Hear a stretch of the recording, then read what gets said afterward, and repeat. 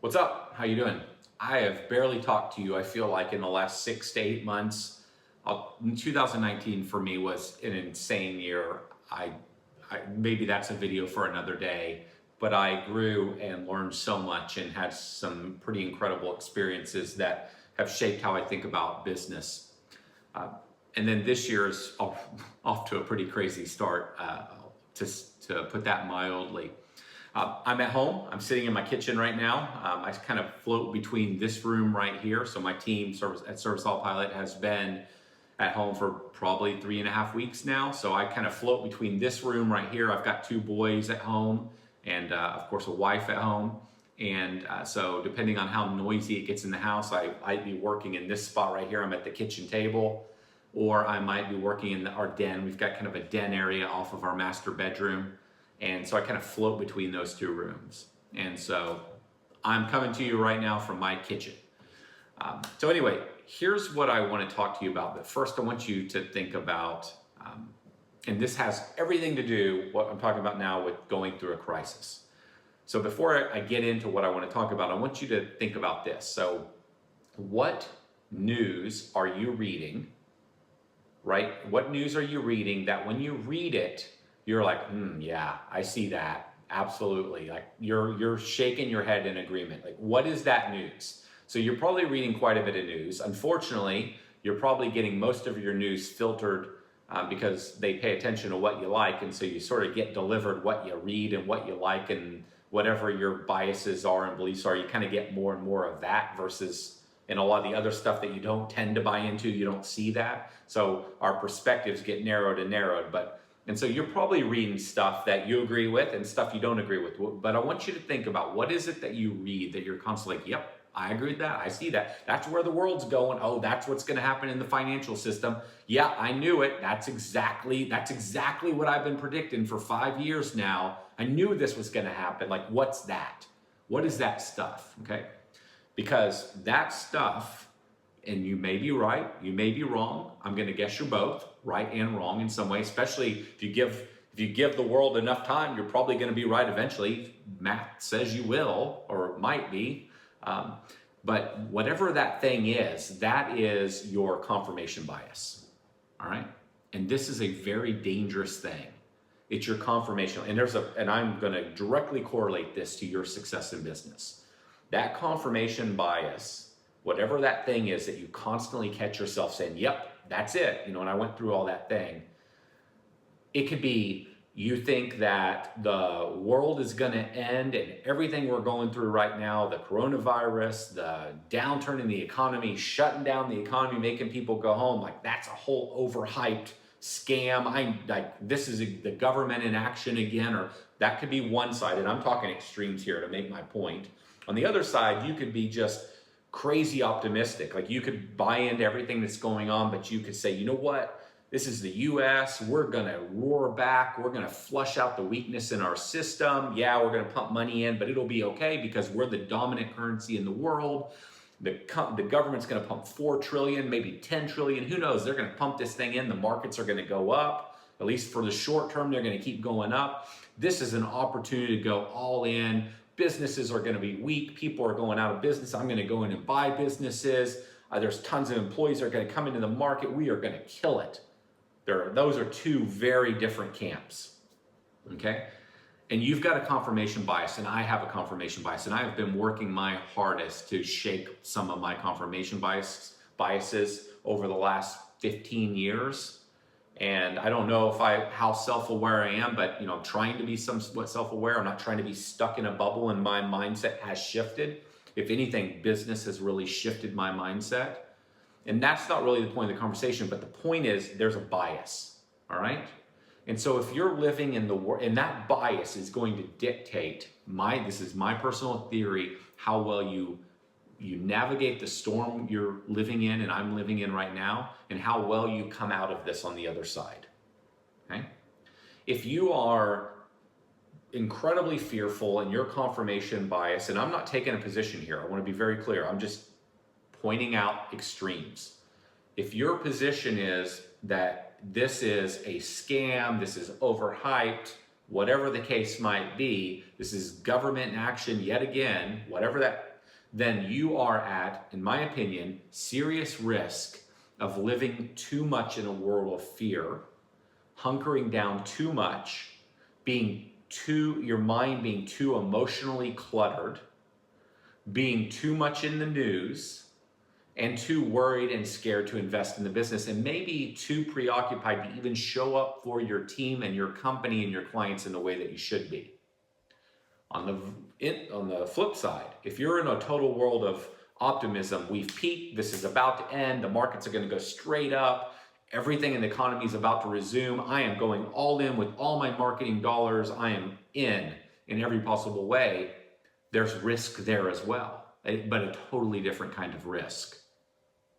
And so I would suggest that you live somewhere in the middle, whatever this means. And so I'm more than anything in this video, I'm going to give you a couple pointers, but more than anything, I'm trying to point out a massive risk. Because I believe that those that live in the fear camp, and again, I'm barely into my 40s, not very far into my 40s, those that live in the fear camp massively underperform. And since the short time I've been around in this world, have massively underperformed in the world. If from an investing and potentially a business standpoint, that's not always true, but if you're generally fearful, you have underinvested, you've been, because of a lack of optimism, you've been very cautious, and it can be damaging to how much you put yourself out there and how much financial, and the ways in which you put yourself out there financially, okay? But if you're too optimistic, you can also get yourself into the same type of trouble. You can go all in too early. In the market, it's not uncommon in a massive downturn, in a bear market, you have what they call, I think it's called a Deadman Slop. I don't know, it's been a while since, I think it's a Deadman Slop. It's been a long time since I've thought about that, where the market comes down massively, then it goes up, and it's like a head fake, and lots of people rush back in thinking this is the opportunity, and then it drops again.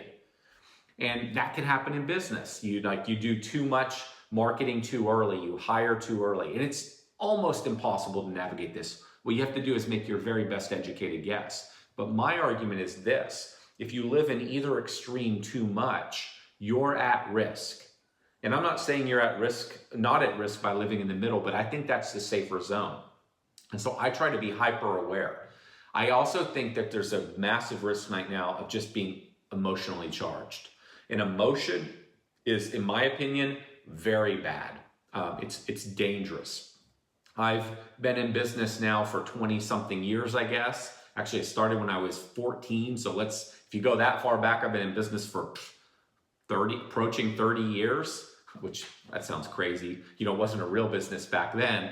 But one of the things that I have made a very, very conscious effort to, and sometimes I think I've swung a little too far on this, is I really admire people that can be ultra calm. Okay? And I know I'm weaving together a couple things here. And so I think, and I've practiced what I'm about to say. And so I'm pleased that I've created this or improved this area of my life. And that is ultra calm. Okay? Ultra calm. So what that means is that when something is going bad and something is melting down, that my psyche and my body is not immediately just like vibrating, highly concerned, or my mind is not immediately going to fear and worst case, and it's all ending, it's all going bad. Because I think you have to be, as a leader of your organization, ultra calm and have peace of mind to navigate really challenging situations. What's easy is to go immediately to the negative. What's easy if you're wired that way is to go completely to the optimistic. That's easy. That's natural human tendency. What's hard is to not. What's hard is to say, okay, I hear that, but I'm choosing to live right here, and I'm listening to this stuff, and I'm acknowledging it, and it could be right or wrong, but I am going to be ultra calm for my team, as a leader of the team, and also because that's where the wisest decision making comes from. And that's my ask right now, is to live in a place where you are being calm so that you can be as aware as possible of what's really going on and try to avoid these confirmation biases that we all have and say, okay, I hear that noise and I hear that noise. What's most likely to happen? I will tell you right now, it's not that extreme and it's not that extreme. It's just not how the world works. And you know, sometimes we'll have extremes in the world, like if you take the financial markets, and those extremes happen for 60 days and then things change. Like these extremes are not going to last for long term. And I hope this is making sense. And so I'll give you an example. One of my absolute favorite movies is a movie called Margin Call. And there's a guy in there, I think his name's Jeremy Lyons. I'm probably getting that wrong. Jeremy Lyons, he's a British actor. And watch that movie if you want to see an example of what I most respect in a leader. So there's this scene where he flies in on his helicopter. So basically it's like a 24-hour period. This movie covers about a 24-hour period where the whole financial markets are melting down. This is like 2008 time frame. And so I don't know what company he was the leader of. Goldman Sachs is what I imagine. I doubt it was Goldman Sachs, but it was one of those types of companies. And so he flies in at like 2 o'clock in the morning on his helicopter into his office in New York, and he's got his whole executive team there. And basically they're discussing, and you'll know the scene based on how I'm setting it up when you watch the movie, they're discussing what is going on right now in the financial markets. And when I look at that movie and the way he handles himself in that moment, where if that were real life, he is potentially about to lose billions of dollars, his company's going to melt down, all his personal relationships that he has in terms of who he buys from and sells from and his friends with, everything he's built over time is now at risk. Millions of hard conversations are in front of him, maybe bad representation of him in the tabloids and the news and the magazines about how he got it wrong and he missed it and he was an idiot. Like you could just kind of extrapolate everything that could possibly be going wrong in his world. But in that moment, he's ultra calm. So I'm asking for two things from all of us in this video. One, absolute, as calm as you can be, and not get emotionally charged about anything you're hearing on either side. Because that's how you make wise decisions. And then two, one of those things that can put you in either one of those worlds or not allow you to be calm is your confirmation bias. The thing that every day when you read the news, you're like, you're reading Drudge Report, it's like, I knew it. This is exactly what I was going to thought was going to happen. Or you're reading CNN, and it's like the same exact reaction. Whatever it is, like we all have it, because those things are going to lead you to a state of fear or over optimism. Okay. All right. So long video. I think I'm 12 or 13 minutes in here. Let me give you two. Here's the goal. I probably did more than enough setup there. Here's the goal. You want to accomplish two things. Okay. And I kind of already mentioned it. One of those things is managing emotion. So I guess 13 minutes in the video, I guess, okay, I covered one of the points, managing emotion. The other one is you want to be buying time right now, okay?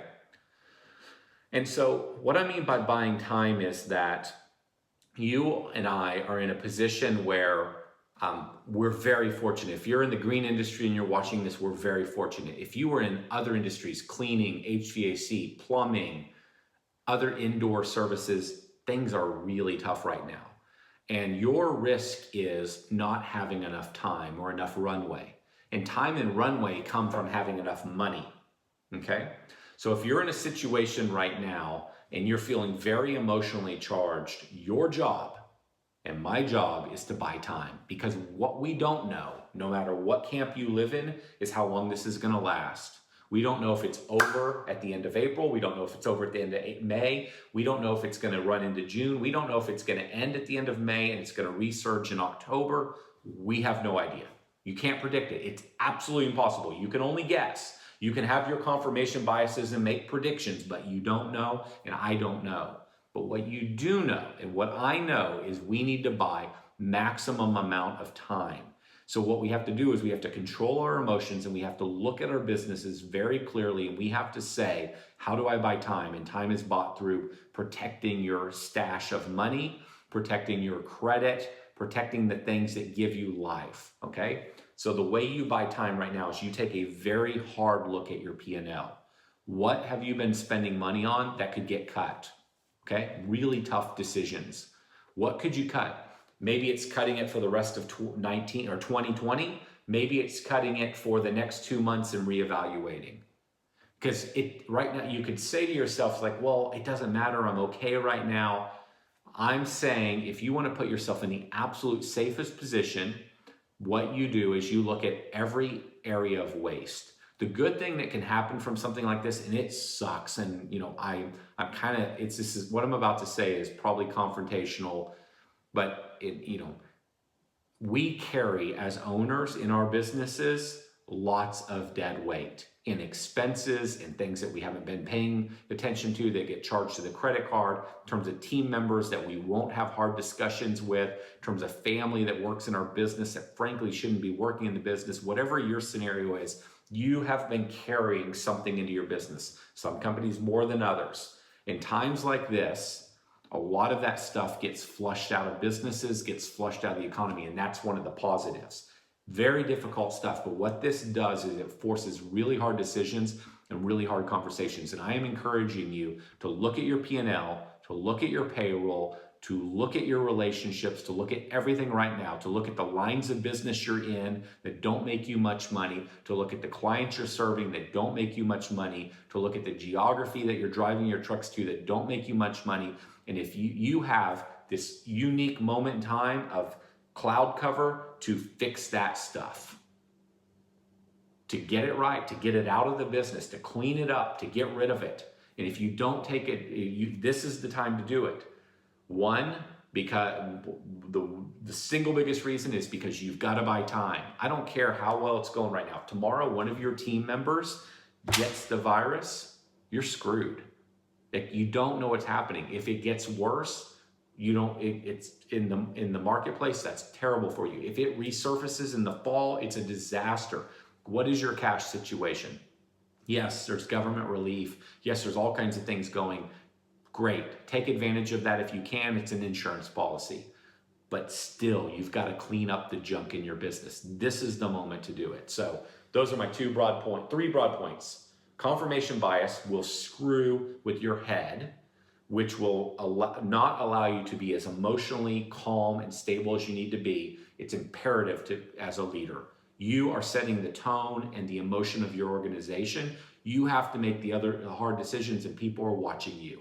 You have to get it right. You only get it right by being emotionally calm. Number two, you are the owner, the leader. You are responsible to your organization, to your family, to buy time. You don't know what's going to happen. I don't know what's going to happen. It could all be over in 3 weeks. It could be, as I've said it enough, you get the idea. Buy time. Look at your P&L. Look at the markets you serve. Look at the business lines you serve. Look at the expenses in your organization. Look at all of it. Everything you cut right now, and you want to be careful not to cut so much that you cut your growth. But everything you prudently cut right now buys you more time, more runway, protects your business and all the people that depend on your company. And two, it positions you to be very strong coming out of this on the other side. So think about those things. That's how I'm thinking. And I hope you'll think about this the same. I'm sure there's a million other things to be thinking about, but those are two very critical things that I think will serve you well. Good luck. See ya.